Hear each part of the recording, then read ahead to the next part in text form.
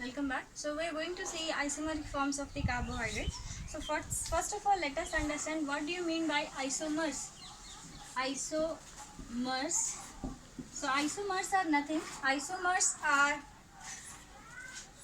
atom having same molecular formula, but they differ in their structural formula. So it's very simple. They will be having same molecular formula, but their structural formula will be different. For example, if we say simplest triose means 3 carbon monosaccharide. It can have two forms. One form is called aldehydic form and another form is called ketonic form. Aldehydic form, aldehyde will be the main functional group, and in ketonic form, ketone will be the main functional group. Now, if you can find out their structural molecular formula, this is the structural formula. Aldehydic form, this is called glyceraldehyde and this is called dihydroxy acetone.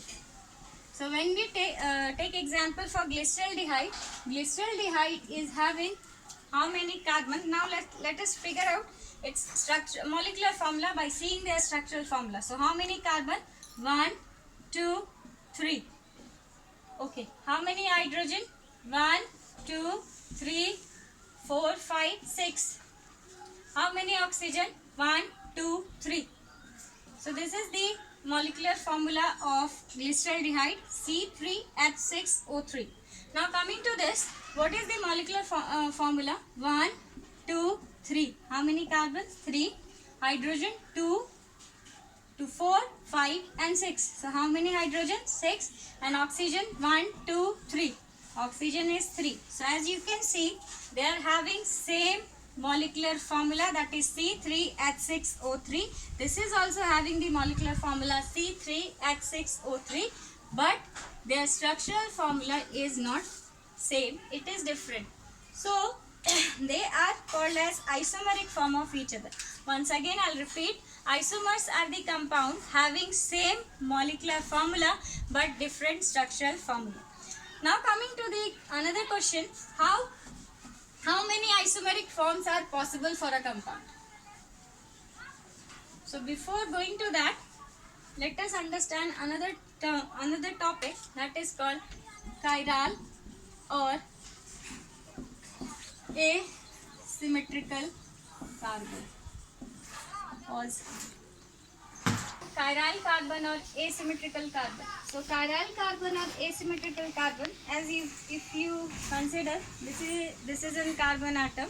So if this is a carbon atom, valency of carbon is 4. Means with this carbon atom there will be attachment of 4 atoms. Valency of carbon is 4. So with the carbon always there will be attachment of 4 other groups or group of atoms. So as you can see in this particular structure, so if this is a carbon atom which is attached with 4 different atoms, and this is another carbon atom which is attached with 4 different atoms. So if carbon atom is attached with an atom X, Y, Y, okay, and another carbon atom which is attached with 4 different atoms. So when you are going to cut this particular carbon atom in any of the segment, if you go for, after cutting this carbon atom, you will not get a symmetrical atom. So it will be called as asymmetrical.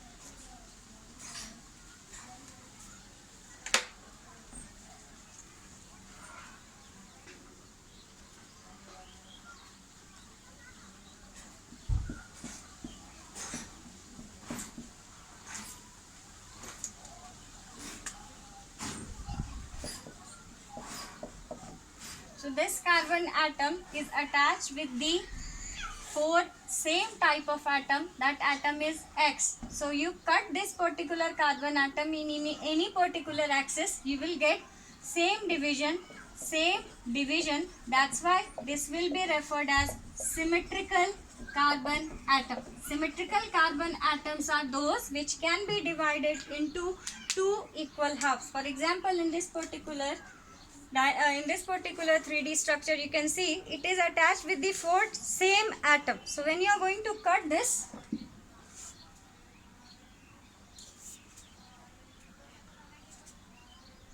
you will have equal division. Both the carbon atom will have same atoms. But when I take another example where it is attached with one atom X, another atom Y, another atom P and Q. So these are different atoms. When you are going to cut it, you are not going to get same division, because group attached with the carbon are different. So such carbon atom which is attached with the four different atoms or group of atoms which cannot be divided into two equal or symmetrical sections, they will be referred as asymmetrical carbon atom or chiral carbon atom.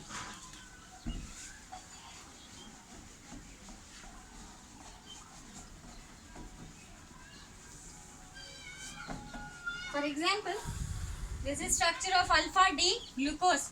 Coming to the first carbon atom, this carbon atom, first, second, third, fourth, fifth and sixth.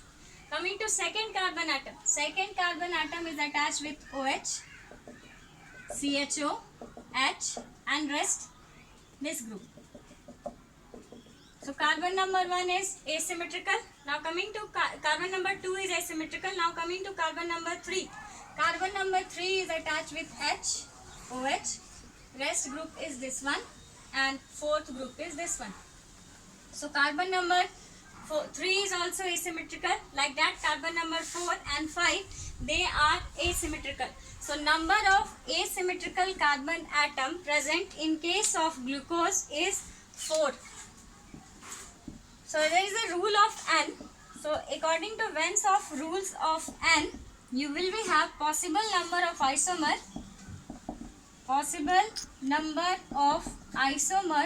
as 2 to the power n.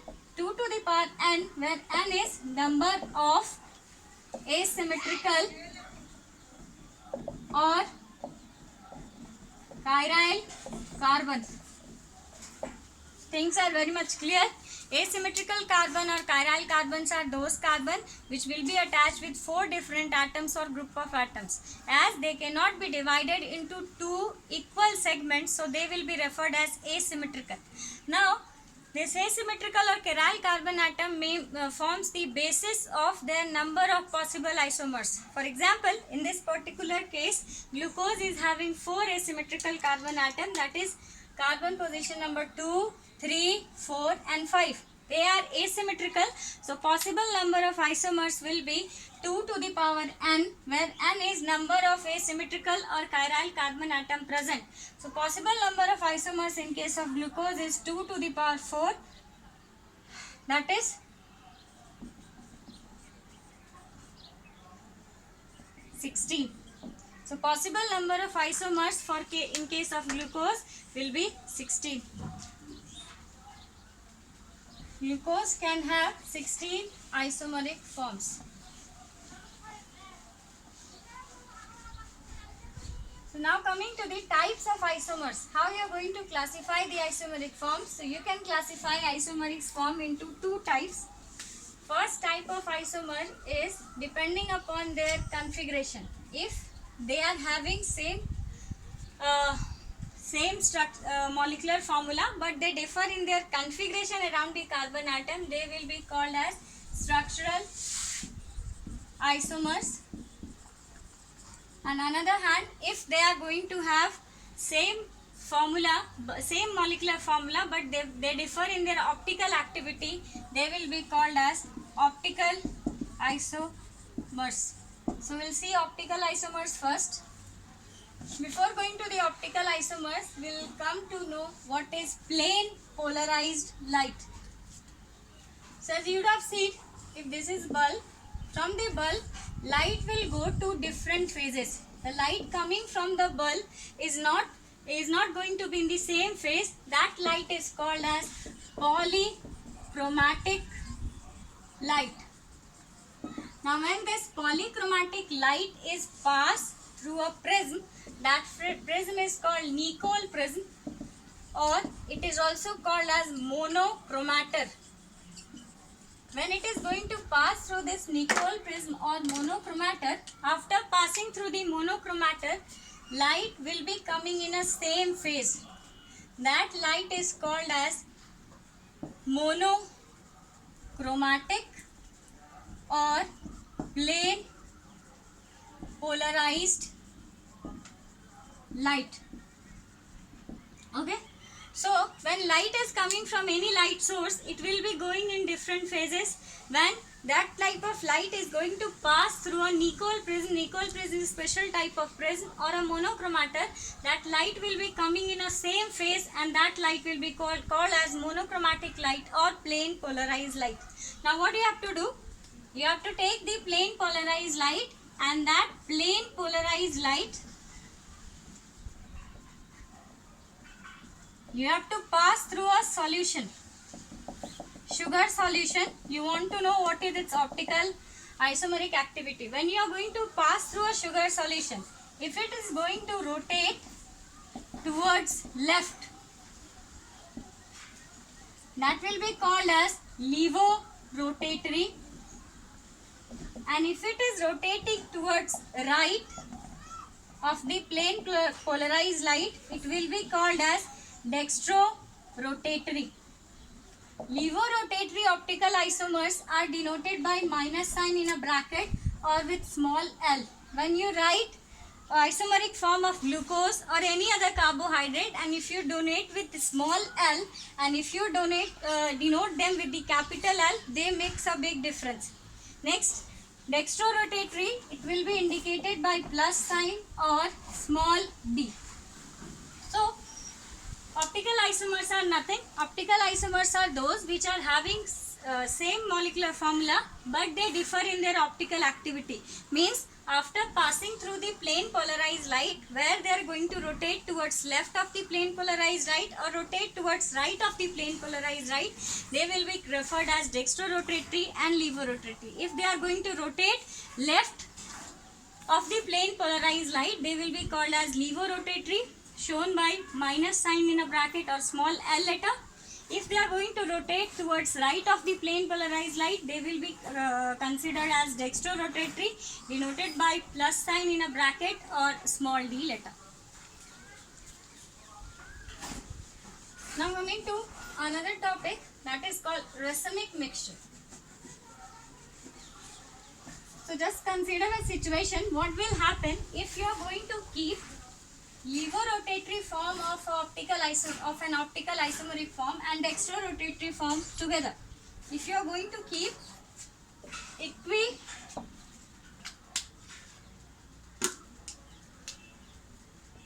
equimolar mixture of D form and L form, means same mole of D form and same mole of L form of that particular isomers, and to this you are going to allow plane polarized light to pass through. So if you are going to allow a plane polarized light to pass through a equimolar mixture of dextro and levo form of the isomers, what will happen? There is going to be no net rotation, as it is having levo form also and the same amount of dextro form also. So light will rotate towards left the same angle, and light will rotate towards right with the same angle. So after passing through the solution, you are going to have no rotation at all. So such mixtures which are having equimolar concentration of levo form and dextro form, so they are not going to rotate. So after passing through this particular mixture, light is not going to rotate. So that will be called as racemic mixture. So if you are given a racemic mixture, from a racemic mixture, if you want to purify a particular component from this racemic mixture, if I want to purify D form, or if I want to purify L form, I want to separate D form and L form, I will be using various method. That method is called as racemization.